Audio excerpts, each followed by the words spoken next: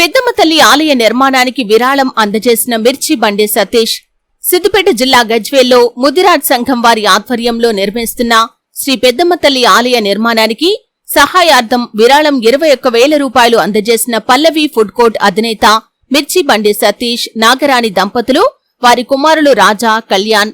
ఈ సందర్భంగా ముదిరాజ్ సంఘం నాయకులు గుంటుకు రాజు ముదిరాజ్ మాట్లాడుతూ శ్రీ పెద్దమ్మ తల్లి అనుగ్రహంతో అందరూ బాగుండాలని ముదిరాజ్ సంఘం ఆధ్వర్యంలో గజ్వేల్లో శ్రీ పెద్దమ్మ తల్లి ఆలయ నిర్మాణానికి విరాళం అందజేసిన మిర్చి బండి సతీష్ కుటుంబ సభ్యులకు అమ్మవారి కరుణా కటాక్షాలు ఉంటాయని, ఆలయ నిర్మాణానికి విరాళం అందజేసేవారు ముందుకు రావాలని, గజ్వేల్ పరిసర ప్రాంత ప్రజలు విరాళం ఇచ్చేవారు ఆలయ కమిటీ సభ్యులను సంప్రదించాలని కోరారు.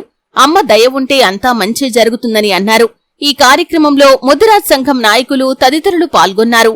గజ్వేల్ పట్టణంలో పెద్దమ్మ తల్లి గుడి నిర్మాణం జరిగినందున మన మిర్చి బండి టిఫిన్ సెంటర్ సతీష్ గారు 21,000 రూపాయలు చందా రాయడం జరిగింది.